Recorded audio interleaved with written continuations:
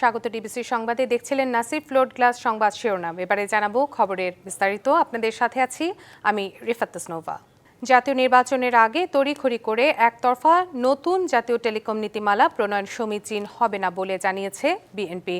রাজধানী গুলশানে বিএনপি চেয়ারপারসনের কার্যালয়ে ব্রিফিংয়ে দলের এই অবস্থান তুলে ধরা হয়। বিএনপি মহাসচিব মির্জা ফখরুল ইসলাম আলমগীর বলেন, সরকারের এমন সব পদক্ষেপ নেওয়া উচিত যা দেশ ও জনগণের কল্যাণ বয়ে আনে। জানান, আগামী রাজনীতি এবং গণতন্ত্র উত্তরণের পথ যাতে মসৃণ রাখা যায় সে পথেই হাঁটছে বিএনপি। এ সময় দলটির স্থায়ী কমিটির সদস্য ডক্টর আব্দুল মঈন খান অভিযোগ করেন, বড় মোবাইল কোম্পানিকে সুযোগ করে দিতে নতুন টেলিকম নীতিমালা গ্রহণ করা হয়েছে।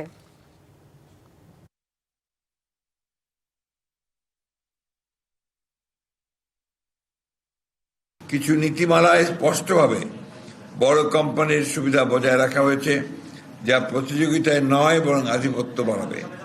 তাছাড়া খসড়া নীতিমালায় লাইসেন্স ফি, শর্তাবলী, কার্যকারিতা ইত্যাদি বিষয়ে বিস্তারিত কিছুই প্রকাশ করা হয়নি, যা স্বচ্ছতার অভাব নির্দেশ করে। সংখ্যানুপাতিক নির্বাচন দেশকে স্বৈরশাসনের দিকে ঠেলে দেবে, এমন মন্তব্য করেছেন বিএনপির সিনিয়র যুগ্ম মহাসচিব রুহুল কবির রিজভী। এটি স্থানীয় পর্যায়ে নেতা তৈরিতে প্রধান অন্তরায় হবে বলেও দাবি করেন তিনি।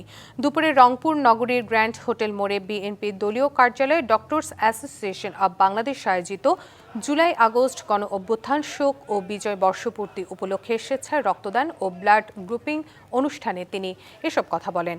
বিএনপি ও অঙ্গ সংগঠনের নেতাকর্মীদের আচরণে জনগণের যেন ভোগান্তি তৈরি না হয় সেদিকে বিশেষ লক্ষ্য রাখতে হবে।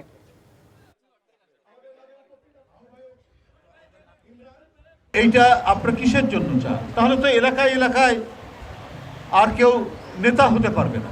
যখন এই আনুপাতিক ভোটের বিষয়টি আসবে তখন তো দলকে ভোট দিবে, দল তারপরে বেছে বেছে তার লোকদের এমপি বলে ঘোষণা করবে। তাহলে তো আরো বেশি স্বৈর শাসনের দিকে ঠেলে দেওয়া হবে।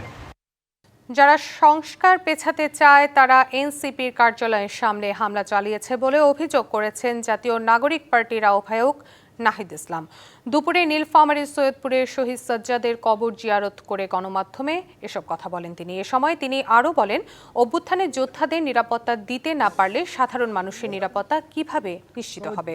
নাহিদ ইসলাম বলেন, আওয়ামী লীগের অনলাইন কার্যক্রম এখনও সক্রিয় রয়েছে, তারা দেশে ঘাপটি মেরে বসে আছে। এদিকে হাসনাত আব্দুল্লাহ বলেছেন, দেশে প্রচলিত সংবিধান আওয়ামী বিধান, সাধারণ মানুষই সংস্কার এবং বিচারের মধ্য দিয়ে গণতন্ত্র পুনঃপ্রতিষ্ঠার দাবি জানাচ্ছে। এর আগে সকাল 10:30টায় নীলফামারীর সৈয়দপুর এনসিপি দেশ করতে জুলাই পদযাত্রা কর্মসূচি তৃতীয় দিনের যাত্রা শুরু হয়। আমাদের এই কর্মসূচিকে ব্যাঘাত ঘটানোর জন্য, ব্যাহত করার জন্য, ভয় দেখানোর জন্যই এই ধরনের কার্যক্রম করা হচ্ছে। আমাদের নিরাপত্তা যদি প্রশাসন দিতে না পারে তাহলে দেশের আপামর মানুষের নিরাপত্তা এই প্রশাসন কিভাবে নিশ্চিত করবে, কিভাবে একটি সুষ্ঠু নির্বাচন এই পরিস্থিতিতে হবে, সেই প্রশ্ন কিন্তু আমাদের মধ্যে তৈরি হচ্ছে। সরকার পরিবর্তনের পূর্বে আমাদের সিস্টেমের পরিবর্তন প্রয়োজন। যেগুলোর কারণে ফেসিস্ট উৎপাদন হয়, সেই ফেসিস্ট উৎপাদনের প্রক্রিয়াগুলো আমাদের বন্ধ করতে হবে। সেজন্য আমাদের প্রশাসনের সংস্কার প্রয়োজন, আমাদের সংবিধানের পরিবর্তন প্রয়োজন। ইটালির নাগরিক তবেলা সিজার হত্যা মামলায় 3 আসামি যাবজ্জীবন কারাদণ্ড দিয়েছে আদালত। বাকি 4 জনকে খালাস দেওয়া হয়েছে। বৃহস্পতিবার ঢাকা তৃতীয় অতিরিক্ত মহানগর দায়রা জজ আদালতে এ রায় ঘোষণা করা হয়। ইটালির নাগরিক এবং নেদারল্যান্ডস ভিত্তিক আন্তর্জাতিক সংস্থা ICCOBT কর্মকর্তা তাবেলা সিজার 2015 সালের 28 সেপ্টেম্বর রাজধানীর গুলশানে সন্ত্রাসীদের গুলিতে নিহত হন। ওই ঘটনায় গুলশান থানায় মামলা হয়। 2016 সালের 28 জুন ঢাকার মুখ্য মহানগর হাকিমের আদালতের সাবেক ওয়ার্ড কমিশনার MA কাইয়ুম সহ 7 জনের বিরুদ্ধে অভিযোগপত্র দাখিল করা হয়।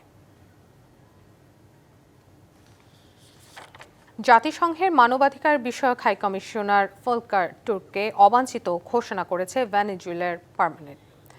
স্থানীয় সময় মঙ্গলবার দেশটির জাতীয় পরিষদের সর্বসম্মতিক্রমে এই প্রস্তাব গৃহীত হয়। সম্প্রতি ফলকার তুর্ক দক্ষিণ আমেরিকার দেশটিতে নির্বিচারে গ্রেপ্তার, গুম এবং অন্যান্য মানবাধিকার লঙ্ঘনের সমালোচনায় সরব হন।